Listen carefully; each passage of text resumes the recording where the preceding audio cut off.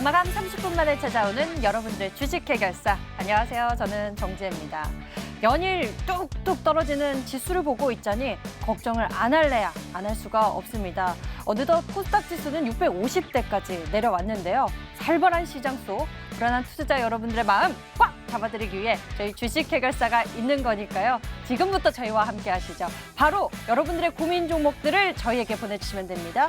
무료 상담 전화번호 02786-1073번 열려 있고요. 문자 번호는 1668-4917번입니다. 종목명, 매수가, 비중 모두 적어서 보내주시면 저희가 이 시간을 통해서 여러분들의 고민들 속 시원히 해결 도와드리겠습니다. 지금부터 저희와 함께 하시고요. 그럼 본격적으로 주식 해결사 출발하겠습니다.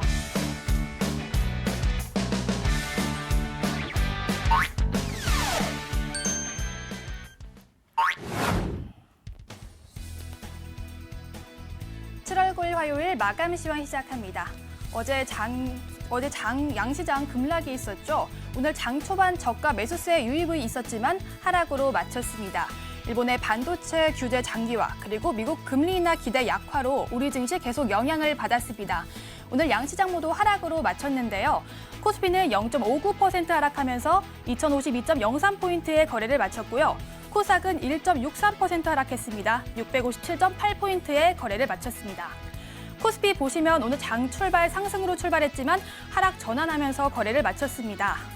달러 강세와 한국 기업의 취약한 펀더멘털 그리고 일본의 수출 규제라는 삼중고로 코스피 지수가 고전을 면치 못하고 있는 상황인데요. 또 옵션 만기일 변수까지 남겨진 상태입니다. 이어서 코스닥 보시면 오늘도 상승으로 출발했지만 하락으로 전환되면서 거래를 마쳤습니다. 유통, 제조 섹터가 특히 하락이 강하게 나타났고요. 제약, 바이오주의 하락도 크게 나오면서 오늘 지수를 하락시켰습니다. 이어서 코스피 수급 보겠습니다. 오늘 기관의 매도세가 있었고 외국인의 매수세가 있었습니다. 기관은 1,144억 원 팔았고요. 외국인은 234억 원 매수를 했는데요. 이 외국인은 전기전자 업종에서 매수가 우위였고요. 기관에서는 오늘 연기금에서 많이 매도 물량 내놨습니다. 다음 코스닥 수급 보시면 동반 매수세가 있었습니다. 기관은 147억 원 매수를 했고요. 외국인은 384억 원 매수를 했습니다. 외국인은 어제와 다르게 IT 섹터에서 매수 우위를 보였고요. 기관에서는 연기금에서 매수세가 강하게 나타났습니다. 이어서 특징주 보겠습니다.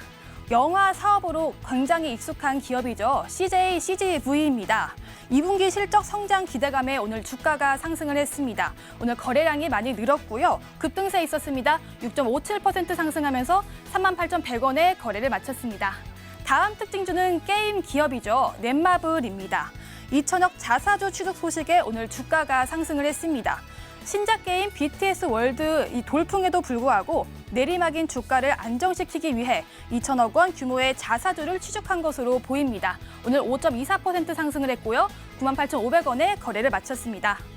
다음 특징주는 바로 일본의 수출 규제 확대로 인해서 강세를 띈 종목인데요. 잉크테크입니다. EMI 차폐 필름 대체 기대감에 상승한 종목인데요. 그동안 대부분 수입에 의존했던 EMI 필름이 이번에 잉크테크 납품에 성공하면서 부각이 됐습니다. 오늘 10% 넘는 급등이 있었습니다. 44,310원에 거래를 마쳤습니다. 다음 특징주는 DNT입니다. 일본 정부가 반도체 그리고 디스플레이 소재 수출 규제를 한번 하고 또 탄소 섬유 분야를 추가 규제할 수 있다는 소식에 오늘 DNT가 급등을 했습니다. DNT는 탄소 섬유 복합재를 개발하는 사업을 하고 있는데요. 오늘 상한가를 기록했고요. 2,950원에 거래를 마쳤습니다. 지금까지 마감 시황이었습니다.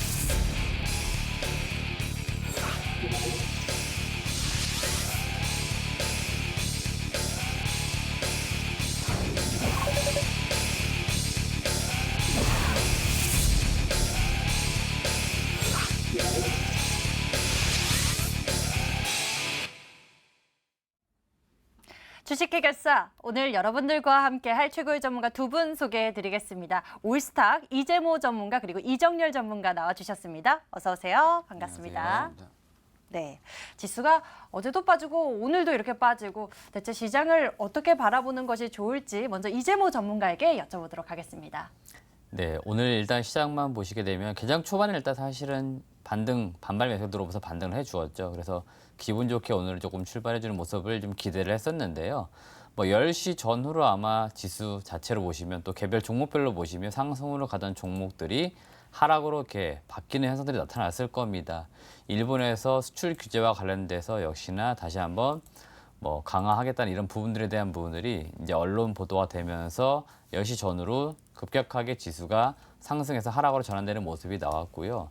뭐 미국의 뭐 증권사에서 국내 한국에 대한 경제 성장률 자체를 기존에 한 2.2%에서 1.8%까지 뭐 내리는 부분들 이런 부분들이 있다 보니까 전체적으로 지금 한국 주식시장에 대해서 그렇게 뭐 좋은 영향이 있거나 그럴 수 없고요.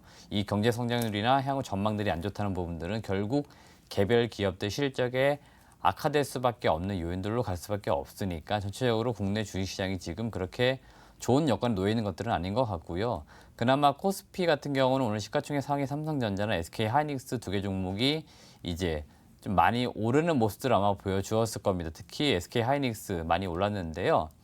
뭐 낸드 플래시 가격을 지금 뭐 들리는 소문일 수 있습니다만 10에서 15% 정도 올릴 수 있다. 이런 흐름들이 지금 이야기들이 나오고 있습니다. 이것이 아직은 뭐 확실한 뭐 발표된 부분들은 아니기 때문에 이런 부분들 때문에 오늘 올랐다는 이슈가 있습니다. 그러다 보니까 삼성전자와 하이닉스 관련된 종목군들이 오늘 오르면서 그나마 코스피는 비교적 하락폭이 조금 적지 않았나 이렇게 말씀을 좀 드리고 싶습니다.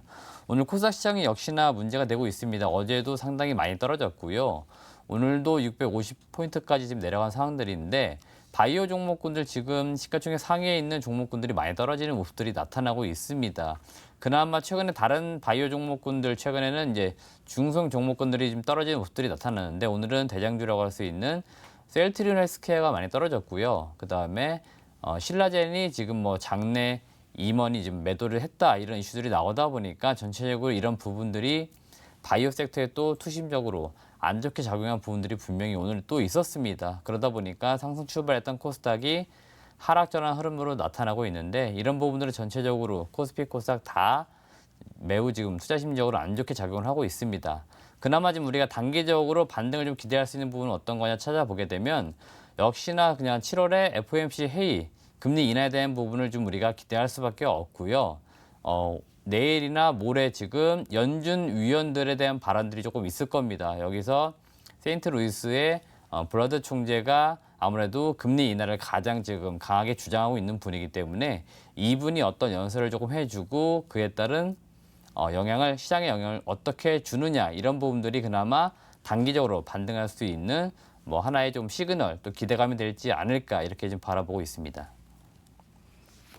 먼저 오늘 장에 대해서 이재모 전문가와 함께 정리를 해봤습니다. 저희 계속해서 여러분들의 고민 종목들 지금 접수를 받고 있는데요. 여러분들 풀고 싶은 종목들, 궁금하신 종목들 바로 보내주세요. 무료 상담 전화번호 02786-1073번 그리고 문자번호는 1668-4917번 열려 있습니다. 종목명 매수가 비중 모두 적어서 지금 보내주시면 저희가 접수받고 있습니다. 잠시 후에 고민 해결 도와드리니까요. 어서 빨리 보내주시고요. 이어서 오늘 장에 특징 섹터 종목들에 대해서 정리를 해보도록 하겠습니다. 이정열 전문가님 도와주세요. 네, 오늘 특징 섹터와 특징 종목들 한번 살펴보도록 하겠습니다. 먼저 공작 기계 관련주입니다. 금일 장중 서암기계공업이 상한가를 기록했는데요. 일본 정부가 반도체 디스플레이 핵심 소재에 대한 한국의 관리가 개선되지 않을 경우에 공작 기계에 대한 추가 규제에 나설 수 있다는 소식이 전해지면서 반사의 기대감이 형성되고 있는 것으로 일본의 추가 규제 대상이 공작 기계 분야가 될 수 있다는 보도가 나왔었습니다.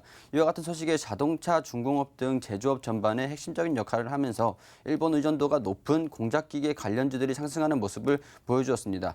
지난해 한국의 대일 무역 적자 가운데 기계류가 가장 큰 비중을 차지한 만큼 공작 기계까지 규제 리스트에 오르면 한국에 상당한 타격이 입을 수 있다는 전망이 나오면서 반사수의 기대감으로 금일 서암기계공업과 화천기계가 급등하는 모습을 보여준 것으로 분석됩니다. 아직은 가능성으로 인한 기대감으로 상승세를 보여준 것입니다. 규제가 어떻게 진행이 되는 거에 따라서 주가 방향은 달라질 수 있기 때문에 지금은 좀 관심 종목으로 좀 지켜보시는 것까지는 괜찮을 것 같습니다. 또 일지테크와 DNT가 탄소섬유 관련주로 일본의 탄소섬유 추가 규제 우려에 반사이 기대감으로 상승하는 모습을 보여주었습니다. 최근 일본 정부가 포토레지스트와 에칭가스 그리고 플루오린 폴리이미드 등 이제 핵심 소재 3종을 한국 수출을 규제를 진행한 바 있습니다. 최근 외신에 따르면 일부 공작 기계가 탄소 섬유에 대한 추가 수출 규제를 예고한 것으로 전해지면서 이와 관련해서 우려가 확산되었고 탄소 섬유 강화 플라스틱 관련 구체 과제를 진행 중인 DNT와 탄소 섬유 강화 플라스틱을 개발 중인 일지테크가 상승하며 마감했습니다. 다음은 잉크테크입니다. 잉크테크의 EMI 차폐필름이 일본 제품 대체 기대감으로 급등하는 모습을 보여주었습니다. 일본의 수출 규제 관련 이슈가 지속되고 있는 가운데 언론에 따르면 동사는 지난 4월 전장용 전자파 간섭 차폐필름 양산에 성공했다는 것으로 알려져 있습니다. 또한 자율주행 차량에 적용되는 고주파 차폐필름도 상용화에 집중하고 있는 것으로 알려져 있기도 합니다. 이와 관련해서 동사 관계자는 전자파 필름은 일본 업체가 가정을 하고 있는 구조였으나 스마트폰용부터 시작해서 대체 공급을 시작한 것이라며 이제 그 수입에 의존하던 차폐필름 구조를 자분기부터 국산화로 대체되어 양산 공급에 성공했다고 밝히기도 했습니다. 전기차 자율주행에 사용되는 5형 고주파 차폐필름도 승인을 대기 중인 것으로 알려져 있는데 최근 상승 하락을 반복하는 움직임을 보여주기도 있기도 하기 때문에 지금보다는 4,250원이나 4,000원 부근에서 전략적으로 좀 접근해 보시는 것도 괜찮을 것 같다는 말씀 드리겠습니다. 다음은 수젠텍입니다.